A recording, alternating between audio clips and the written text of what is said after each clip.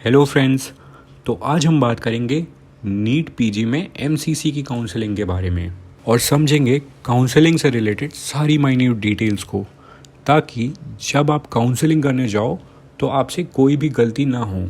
So as of now NEET PG 2021 के exams हो चुके हैं और जैसे ही रिजल्ट्स अनाउंस होंगे काउंसलिंग शेड्यूल्स भी अनाउंस होने लग जाएंगे। सबसे पहले एमसीसी की राउंड 1 की काउंसलिंग होती है, फिर सारे स्टेट्स की काउंसलिंग शुरू होती है। तो आइए हम बात करते हैं एमसीसी की, फिर सारे स्टेट्स की बात करेंगे। तो दोस्तों, एमसीसी वो बॉडी है जो all India government medical college की 50% सीट्स, डीम्ड यूनिवर्सिटी की 100% सीट्स, सेंट्रल यूनिवर्सिटीज़ की 100% seats, AFMC Pune and ESIC की 100% सीट्स में एडमिशन के लिए काउंसलिंग करवाती है। तो अगर इन सभी मेंशन्ड कॉलेजेस में से आपको कहीं भी एडमिशन चाहिए तो आपको एमसीसी की काउंसलिंग अटेंड करनी पड़ेगी। फ्रेंड्स, एमसीसी की काउंसलिंग टोटल 4 राउंड्स में कंडक्ट होती है। राउंड 1, राउंड 2, राउंड 3 जिसे हम मॉप अप राउंड काउंसलिंग भी बोलते हैं और राउंड 4 जिसे हम स्ट्रे वैकेंसी राउंड भी बोलते हैं। तो आइए अब बात करते हैं कि एमसीसी काउंसलिंग का कंप्लीट प्रोसेस क्या है। एमसीसी की काउंसलिंग अटेंड करने के लिए जो सबसे पहला स्टेप है वो है रजिस्ट्रेशन। यहाँ पे कई सारे स्टूडेंट्स को लगता है कि नीट पीजी के लिए तो हमने रजिस्ट्रेशन कर लिया था, अब कैसा रजिस्ट्रेशन। बट फ्रेंड्स, एमसीसी एक काउंसलिंग बॉडी है और नीट पीजी का रजिस्ट्रेशन आपने एनटीए यानी एग्जामिनेशन बॉडी के लिए किया था। काउंसलिंग बॉडी के लिए रजिस्ट्रेशन अलग से यानी www.mcc.nic.in पे करना होता है, तब जाके आप काउंसलिंग अटेंड कर पाते हो। रजिस्ट्रेशन से लेके सीट अलॉटमेंट रिजल्ट तक का पूरा प्रोसेस ऑनलाइन होता है। फ्रेंड्स, रजिस्ट्रेशन के दौरान काउंसलिंग अटेंड करने के लिए आपको रजिस्ट्रेशन अमाउंट पे करना पड़ता है।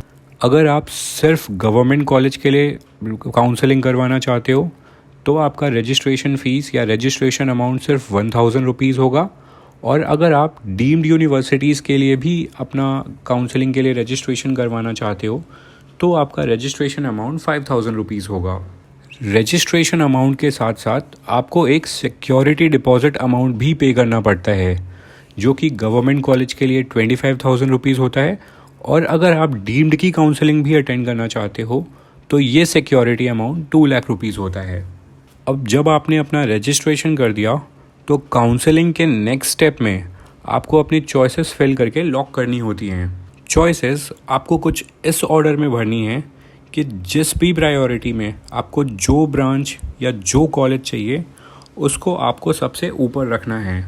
इसको कुछ ऐसे समझते हैं कि जिस भी ब्रांच में आपका सबसे ज़्यादा इंटरेस्ट हो एडमिशन लेने का, सबसे ऊपर उस ब्रांच को चूज़ कर लें और उन कॉलेजेस को डालें जहाँ पे सबसे ज़्यादा आपका मन हो एडमिशन लेने का उस ब्रांच में।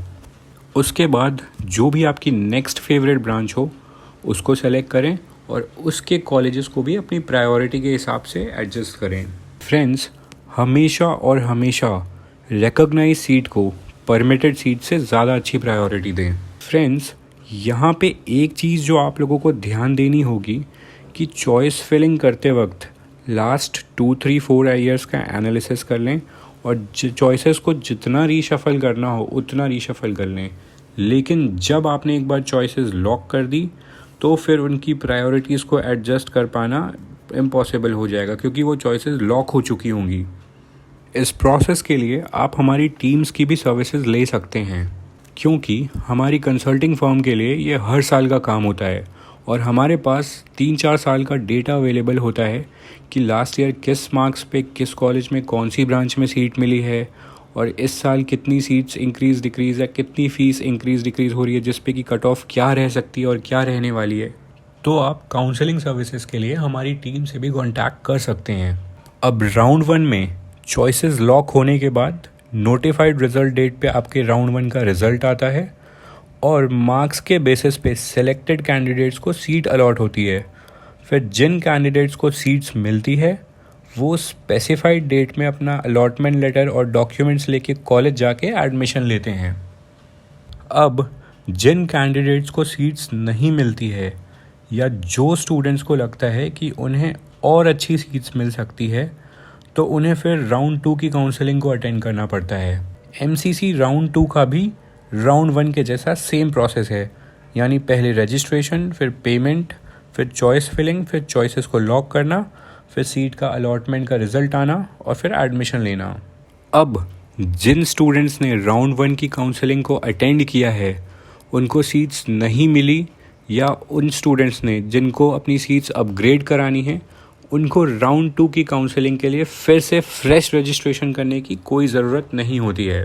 जिन स्टूडेंट्स को सीट मिलती है राउंड 1 में और वो अपग्रेडेशन के लिए ऑप्शन में जाते हैं राउंड 2 में, तो उनको राउंड 2 में फिर से फ्रेश चॉइस फिलिंग करनी पड़ती है। और अगर आपको बेहतर सीट मिल गई तो वेल एंड गुड, और अगर नहीं मिली तो आपको राउंड 1 में मिली हुई सीट पे ही एडमिशन लेना पड़ता है। दोस्तों, राउंड 1 और राउंड 2 में एक ये डिफरेंस है कि राउंड 1 फ्री एग्ज़िट है बट राउंड 2 फ्री एग्ज़िट नहीं है।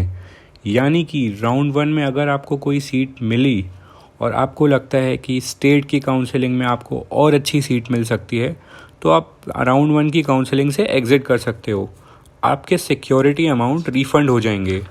बट अगर आपने राउंड 2 में पार्टिसिपेट किया और आपको सीट अलॉट हुई, फिर अगर आपने ये डिसीजन लिया कि यहाँ एडमिशन नहीं लेना है, स्टेट के काउंसलिंग में अच्छे कॉलेज के चांसेस हैं, तो अगर आपने सीट छोड़ी तो आपका जो सिक्योरिटी अमाउंट होगा रजिस्ट्रेशन के टाइम पे किया हुआ वो फोरफीट हो जाएगा। तो बहुत सोच समझ के और बहुत ही स्मार्टली काउंसलिंग करें। राउंड 2 के ख़त्म होने के बाद आता है मॉपअप राउंड, यानी कि थर्ड राउंड ऑफ काउंसलिंग। यहाँ पे सबसे बड़ा डिफरेंस जो राउंड 3 या मॉपअप राउंड में आता है वो ये है कि राउंड 2 के ख़त्म होने के बाद अगर ऑल इंडिया कोटा के 50% गवर्नमेंट सीट्स की कुछ सीटें बची तो वो राउंड 3 में फॉरवर्ड नहीं की जाएंगी, जबकि वो सीट्स उन स्टेट्स को ट्रांसफ़र कर दी जाएंगी जिन स्टेट्स की वो सीटें हैं, और उन स्टेट्स की रेस्पेक्टिव काउंसलिंग बॉडीज़ उन सीटों के लिए काउंसलिंग कराएगी। तो मॉपअप राउंड में ऑल इंडिया कोटा के 50% सीट्स नहीं रहती हैं और सिर्फ deemed universities, central universities, ESIC वगैरह की अगर कोई लेफ़्ट ओवर सीट्स रहेंगी तो वो बची रहती हैं। मॉपअप राउंड का भी राउंड 1 और राउंड 2 की तरह सेम प्रोसीजर रहता है। यहाँ भी रजिस्ट्रेशन, फिर पेमेंट, फिर choice filling and locking and फिर सीट अलॉटमेंट के रिजल्ट्स आते हैं।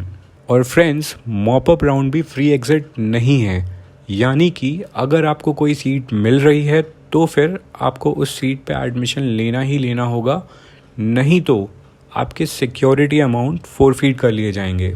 अब अगर मॉपअप राउंड के ख़त्म होने के बाद भी कोई सीट्स बच रही हैं किसी इंस्टीट्यूट्स में, तो वो सीट्स उन रेस्पेक्टिव इंस्टीट्यूट्स को ट्रांसफ़र कर दी जाती हैं और फिर वो इंस्टीट्यूट उन सीटों पे इंस्टीट्यूट लेवल काउंसलिंग करवाते हैं, जिन्हें हम स्ट्रे वैकेंसी काउंसलिंग भी कहते हैं या stray vacancy round of counselling भी कहते हैं।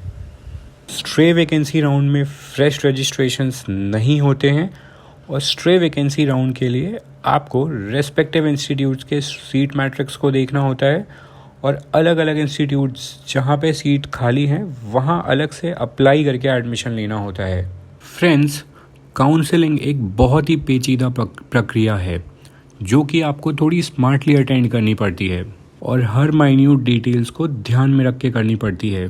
कई कैंडिडेट्स जिनके मार्क्स इवन कम भी होते हैं वो काउंसलिंग स्मार्टली अटेंड करके एक अच्छी सीट पाने में कामयाब होते हैं, जबकि दूसरी तरफ कई कैंडिडेट्स ऐसे भी होते हैं जो काफ़ी मेहनत करके अच्छे नंबर तो लाते हैं लेकिन लैक ऑफ नॉलेज के कारण अच्छी से अच्छी सीट पाने में कामयाब नहीं होते हैं। हमने ऐसा भी देखा है कि कई कैंडिडेट्स अपनी फेवरेट ब्रांच से भी समझौता कर लेते हैं, जबकि उनको उनकी फेवरेट ब्रांच मिलने का भी चांस रहता है। ये सब होता है लैक ऑफ काउंसलिंग नॉलेज के कारण। कि आप हमारी काउंसलिंग सर्विसेज भी ले सकते हैं, जिसमें हम आपको सारी अपडेट्स से लेके आपके मार्क्स के हिसाब से आपके सूटेबल बजट में बेस्ट से बेस्ट कॉलेज में आपकी पसंद की ब्रांच दिलाने में हेल्प करेंगे। आपके मार्क्स के हिसाब से आपको कौन से स्टेट्स के फॉर्म भरने चाहिए, किस प्रेफरेंस में ब्रांचेस और कॉलेजेस को रखना चाहिए, इन सभी चीज़ों में हम आपकी हेल्प करेंगे। काउंसलिंग की बारीकियां ना पता होने के कारण स्टूडेंट्स से काफ़ी सारी गलतियां हो जाती हैं, कई बार सिक्योरिटी अमाउंट फोरफीट हो जाती है, तो कई बार मन की ब्रांच नहीं मिल पाती है। हर साल ऐसा होता है कि लास्ट में पेरेंट्स और स्टूडेंट्स आके बताते हैं कि सर हमारी ये रैंक थी, फिर भी हमें इतना बजट स्पेंड करना पड़ा और हमें मनपसंद की ब्रांच भी नहीं मिली।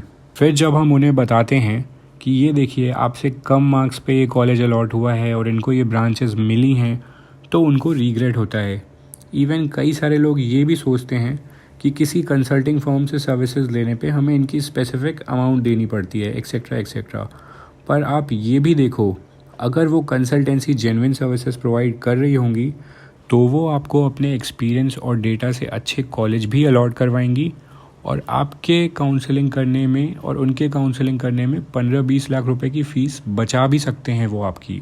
हमारी सर्विसेज लेने के लिए आप स्क्रीन पे दिए गए नंबर्स पे कॉल कर सकते हैं या डिस्क्रिप्शन में दिए गए व्हाट्सएप लिंक से भी आप हमें कांटेक्ट कर सकते हैं। तो मिलते हैं अगली वीडियोज़ में कुछ नए अपडेट्स के साथ।